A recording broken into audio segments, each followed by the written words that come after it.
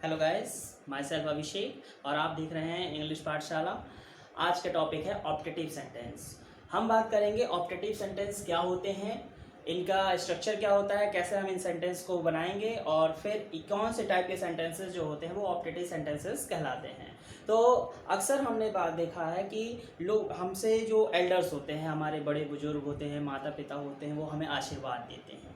ठीक है, तो आशीर्वाद के लिए जैसे वो कहेंगे तुम्हारी उम्र लंबी हो, तुम हमेशा खुश रहो, आबाद रहो, तुम्हें कोई कष्ट न हो। ठीक है, इस तरीके की वो हमें आशीर्वाद देते हैं। ठीक है, तुम्हारी हर मनोकामना पूरी हो, ये सारी जो है हमें हमारे बड़े जो हैं वो क्या करते हैं, आशीर्वाद देते हैं।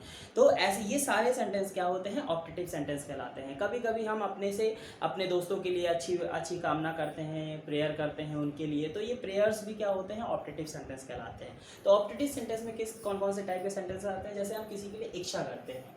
ठीक है, जैसे कि कोई कहीं जा रहा हो तो उसकी यात्रा करने जा रहा है, तो उसकी यात्रा सुखद हो, तो हम उसके लिए क्या करते हैं, विश करते हैं कि उसकी यात्रा सुखद हो।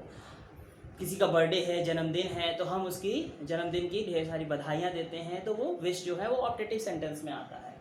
ब्लेस, आशीर्वाद। ठीक है, आशीर्वाद हमने बताया जैसे कि बड़े बुजुर्ग जो हैं वो आशीर्वाद देते हैं। पुराने समय में भी बहुत सारे आशीर्वाद का बड़ा महत्व था। आज के समय में भी माता पिता का आशीर्वाद जो है हमें बहुत ज़रूरी होता है। तो वो जो कुछ भी आशीर्वाद देते हैं वो क्या है, हमारे लिए ऑप्टेटिव सेंटेंस के अंडर में रखा जाता है। कर्स, श्राप। श्राप महाभारत रामायण में देखा होगा कि क्या है, ऋषि मुनि लोग श्राप दे दिया करते थे, तो उसका प्रभाव बहुत महत्वपूर्ण होता था। तो श्राप क्या है, जब हम किसी को कुछ बुरा कहते हैं, उसकी बुरा होने की कामना करते हैं। ठीक है, तो जैसे कि तुम जो हो हमेशा दुखी रहो, हमेशा पीड़ित रहो। ठीक है, भगवान करे तुम कभी सुखी ना रहो, ये सब क्या है, श्राप है। तो ये सारे वर्ड्स जो है क्या आते हैं, ऑप्टेटिव सेंटेंस कहलाते हैं। प्रेयर, जब हम किसी के लिए आज किसी की भलाई के लिए हम प्रार्थना करते हैं, उसे कुछ उसके लिए प्रेयर करते हैं, तो वो भी क्या है, ऑप्टेटिव सेंटेंस ही कहलाता है। तो ऑप्टेटिव सेंटेंस का स्ट्रक्चर क्या होता है, उससे पहले हम कुछ एग्जाम्पल देख लेते हैं। जैसे भगवान आपको लंबी उम्र दे। ठीक है, हम भगवान से प्रार्थना कर रहे हैं कि वो आपको लंबी उम्र दे। भगवान करे तुम परीक्षा में पास हो जाओ। ठीक है, जब हम परीक्षा देने जाते हैं तो प्रार्थना करते हैं, तो वहाँ या बड़ों से आशीर्वाद लेते हैं, तो वो लोग कहते हैं ना कि तुम परीक्षा में पास हो जाओ, इस तरह से वो आशीर्वाद देते हैं। ईश्वर आपको आशीर्वाद दे, तुम्हारी यात्रा सुखद हो, भगवान करे वह मर जाए। ये सेंटेंस क्या है, श्राप है। किसी को हम कर्ज के अंडर में ये सेंटेंस आया, उसके लिए बुरा सोच रहे हैं। ठीक है, और जब अच्छा सोचेंगे तो वो क्या होगा, आशीर्वाद के रूप में आएगा, विश होगा, प्रेयर होगा। ठीक है, तो अब इसका स्ट्रक्चर कैसे बनाते हैं, तो जो सेंटेंस ऑप्टेटिव सेंटेंस होते हैं वो स्टार्ट होते हैं किससे, में या फिर विश से। दो वर्ड है जिससे वो स्टार्ट हो सकते हैं, या तो फिर वो हम में से स्टार्ट करते हैं जो कि एक मॉडल होता है, और विश। ठीक है, विश मतलब होता है इच्छा।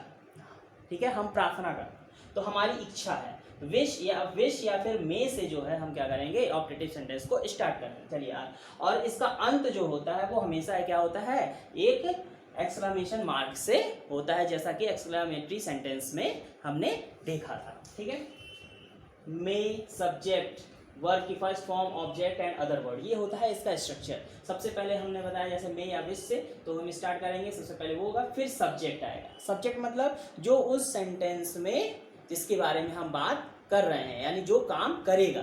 ठीक है, वर्ब की हमेशा यहाँ पे क्या कौन सी फॉर्म यूज होती है, फर्स्ट फॉर्म यूज होगी। ठीक है, ये ध्यान रखिएगा, वर्ब की हमेशा फर्स्ट फॉर्म यूज होगी।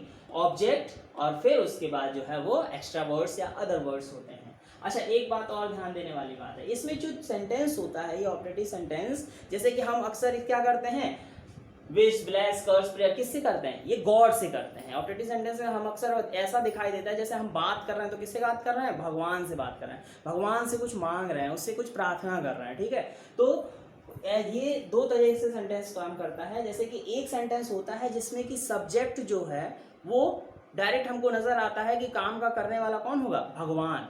ठीक है, और एक दूसरे टाइप का सेंटेंस जो होता है वो होता है जिसमें हम कहते हैं भगवान से प्रार्थना करते हैं, भगवान से कहते हैं भगवान करे, और करने वाला कौन होता है, कोई और। देखते हैं एग्जांपल। पहला सेंटेंस देखिए, भगवान आपको लंबी उम्र दे। तो लंबी उम्र देने की ताकत किसके पास होती है, भगवान के पास होती है। तो यहाँ पे काम को करने वाला कौन है, भगवान है। तो एक टाइप का ये सेंटेंस हो गया जिसमें आपको साफ नजर आता है कि भगवान जो है वो क्या है, गॉड जो है वो क्या है, वो सब्जेक्ट के रूप में वर्क कर रहे हैं। दूसरा सेंटेंस देखिए, भगवान करे तुम परीक्षा में पास हो।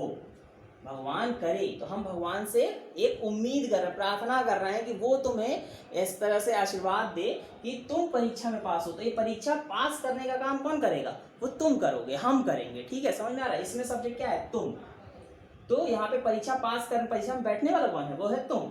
ठीक है, तो ये परीक्षा पास करेगा। हाँ, पास होना ना होना ये इसकी मेहनत पे डिपेंड करता है, इसलिए हम यहाँ भगवान करे जो होता है, ये भगवान करे, इसकी कोई इंग्लिश नहीं लिखते हैं इस टाइप के सेंटेंस में, इसकी कोई भी इंग्लिश नहीं लिखते हैं। ठीक है, तो समझ में आ रहा है? एक में ऐसा नजर आएगा जिसमें भगवान जो है वो एज अ सब्जेक्ट यूज होगा, और दूसरे सेंटेंस जिसमें हम अक्सर हिंदी में देखते हैं भगवान करे, पहचानना बहुत आसान है, हम बोलते हैं भगवान करे। ठीक है, तो जैसे कि एक और सेंटेंस देख लीजिए, यहाँ पे भगवान करे वह मर जाए, तो इसमें ये जो भगवान करे ये वर्ड है, यानी कि ये सेकंड टाइप का है। इसमें सब्जेक्ट जो कौन है, वो वह है, ही। मरेगा कौन, भगवान नहीं मरेगा, वह मरेगा। समझ में आ रहा है?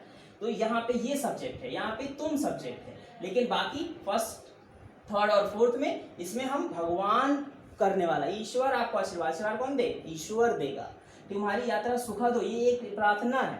ठीक है, ये एक प्रेयर है, तो इसमें सुखद क्या होगा, उसकी यात्रा सुखद होगी, लेकिन कौन सुखद बनाएगा, भगवान बनाएंगे। बात समझ में आ रही है? तो इस तरीके से जो है ये दो तरीके के सेंटेंस होते हैं। अब इन दोनों को बनाने का जो है वो रूल क्या होता है ये देखते हैं। यहाँ पे सब्जेक्ट क्या है, दो तरीके से, एक तो या तो गॉड एज अ सब्जेक्ट के रूप में, अगर गॉड सब्जेक्ट के रूप में नहीं है, जैसे सेकेंड और फिफ्थ में भगवान करे सब्जेक्ट के रूप में नहीं, तो उसमें जो सब्जेक्ट होगा वो क्या होगा, या तो कोई प्रोनाउन होगा, ठीक है, या फिर किसी नाउन को हम सब्जेक्ट के रूप में, या अगर नेम है किसी का तो वो नाउन जो है वो सब्जेक्ट के रूप में काम करेगा। ठीक है, तो उसमें अक्सर पहचान के लिए क्या होता है, भगवान करे या भगवान ना करे, इस तरीके से नेगेटिव में भी आ जाएगा। ठीक है, तो ये जो होता है ये दोनों पहचान है इसका। क्लियर, इतना तो समझ में आ गया होगा। ठीक है, अब हम बात करेंगे कि कैसे हम बनाएंगे। तो फर्स्ट टाइम यदि भगवान जो है यानी गॉड एज अ सब्जेक्ट काम करता है, जैसे फर्स्ट सेंटेंस में, तो मे के बाद सब्जेक्ट के रूप में क्या होगा, गॉड होगा। क्लियर, मे गॉड, फिर वर्ब की first form bless you a long life, भगवान आपको लंबी उम्र दे, इसको इंग्लिश में कैसे लिखेंगे, may God bless you a long life, और लास्ट में क्या होगा, एक्सक्लेमेशन मार्क। सेकेंड वाला देखिए, जब गॉड जो है एज अ सब्जेक्ट ना वर्क करे, ठीक है, वहां पे सब्जेक्ट कोई हो, भगवान करे तुम परीक्षा में पास हो, तो यहाँ पे सब्जेक्ट क्या है, तुम।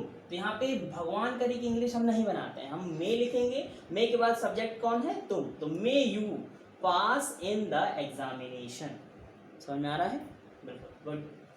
और लास्ट में एक्सक्लेमेशन मार्क। थर्ड देखिए, ईश्वर आपको आशीर्वाद दे, किस टाइप का, इसमें जो है गॉड जो है वो सब्जेक्ट है, तो मे के बाद God, may God bless you, ठीक है, तुम्हारी यात्रा सुखद हो, तो यहाँ पे हम प्रे कर रहे हैं, ठीक है, प्रार्थना कर रहे हैं, तो इसमें विश का इस्तेमाल करेंगे, wish you a happy journey, wish you a happy journey, birthday wish करना, wish you a very happy birthday. ठीक है, भगवान करे वह मर जाए, अभी श्राप है, भगवान करे वह मर जाए, यानी कि यहाँ भगवान करे, यहाँ पे सब्जेक्ट जो है भगवान को नहीं रखेंगे, वह मर जाए, तो वह सब्जेक्ट होगा, तो यहाँ पे क्या होगा, मे के बाद सब्जेक्ट क्या होगा, ही, मे ही, और वर्ब की फर्स्ट फॉर्म डाई, और लास्ट में क्या होगा, एक्सक्लेमेशन मार्क। ध्यान रखिएगा, हमेशा वर्ब की फर्स्ट फॉर्म ही इस्तेमाल की जाती है।